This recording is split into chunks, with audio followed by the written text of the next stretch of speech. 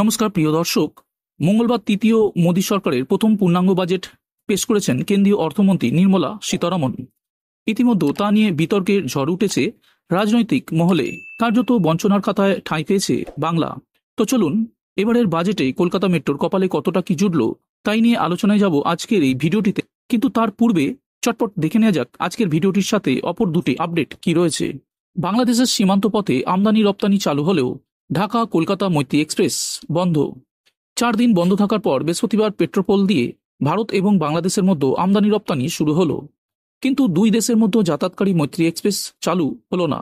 বৃহস্পতিবার ভারতীয় রেলের তরফে জানানো হয়েছে 27 জুলাই শনিবার কলকাতা থেকে ঢাকাগামী এবং ঢাকা থেকে কলকাতাগামী মৈত্রী এক্সপ্রেস বাতিল থাকবে।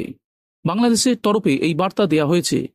ভারতীয় রেল জানিয়েছে শনিবার কলকাতা থেকে রওনা দেওয়ার কথা ছিল 13108 কলকাতা ঢাকা মৈত্রী এক্সপ্রেস এবং ঢাকা থেকে রওনা দেওয়ার কথা ছিল 13110 ঢাকা কলকাতা মৈত্রী এক্সপ্রেস। তা বাতিল করা হয়েছে। কলকাতার বিশেষ টিকিট কাউন্টারে টিকিটের দাম ফেরত পাবেন যাত্রীরা। কোনো যাত্রী টিকিট হারিয়ে ফেললে টাকা ফেরত পাবেন না। বিদেশি যাত্রীদের প্যাসেঞ্জার রিজার্ভেশন সিস্টেমের কাজের সময় টিকিটের টাকা ফেরত দেওয়া হবে। কোটা সংস্কারের দাবিতে উত্তপ্ত হয় বাংলাদেশ। তার জেরেই গত 19 জুলাই এই মৈত্রী এক্সপ্রেস এবং কলকাতা খুলনার মধ্যে যাতায়াতকারী বন্ধন এক্সপ্রেস বাতিল করে শেখ হাসিনা সরকার। বাংলাদেশের পরিস্থিতি আগের থেকে কিছুটা ভালো হলেও চালু করা হলো না মৈত্রী এক্সপ্রেস। পড়ুয়াদের আন্দোলনের জেরে গত শনিবার পেট্রোপোল বন্দরের মাধ্যমে বাংলাদেশের রপ্তানি বন্ধ করে দিয়েছিল ভারত।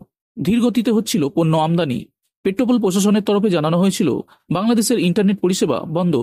সে কারণে সেদেশের ব্যবসায়ীদের সঙ্গে যোগাযোগ করা যাচ্ছিল না বলে রপ্তানি বন্ধ রাখা হয়েছে।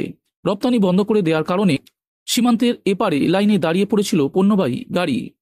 দুশ্চিন্তা পড়েছিল ব্যবসায়ী থেকে শুরু করে পেট্রোপোল বন্দরের সঙ্গে যুক্ত শ্রমিকরাও। 4 দিন পর বৃহস্পতিবার সেই পেট্রোপোল বন্দর দিয়ে শুরু হলো আমদানি রপ্তানি। বন্দর সূত্রের খবর, পেট্রোপোল বন্দরে 800-এর ওপর পণ্যবাহী গাড়ি ও ট্রাক দাঁড়িয়েছিল। বৃহস্পতিবার সকাল থেকে সেই গাড়িগুলি বাংলাদেশে পাঠানো হচ্ছে। শুরু হয়েছে আমদানিও। পেট্রোপোল ক্লিয়ারিং এজেন্ট সম্পাদক কার্তিক চক্রবর্তী জানান, অবশেষে আমদানি রপ্তানি শুরু হয়েছে। তবে বাংলাদেশের বেনোপোলে ইন্টারনেট সমস্যা থাকার কারণে ধীরগতিতে চলছে ব্যবসা। পুরোপুরি স্বাভাবিক হতে আরও কয়েকদিন সময় লাগবে। সুড়ঙ্গ নির্মাণে জোড়া টিবিএম। কর্মযোগ্য মাটির প্রায় 15 মিটার গভীরে কলকাতা মেট্রোর পার্পেল লাইন অর্থাৎ জোকা থেকে বিবাদীবাগ লাইনের ভিক্টোরিয়া স্টেশনে যে ডায়াফ্রাম ওয়াল তৈরির কাজ চলছে সেই কাজের 24% ইতিমধ্যেই শেষ হয়েছে।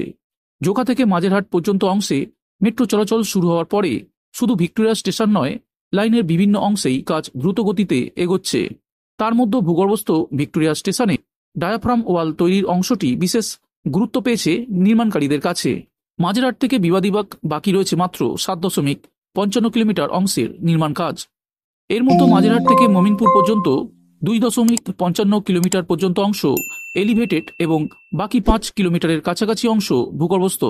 পার্পল লাইনের ভূগর্ভস্থ অংশটি তৈরির জন্য 2 ধরনের পদ্ধতি অবলম্বন করা হবে বলে জানাচ্ছে কলকাতা মেট্রোর কর্তারা।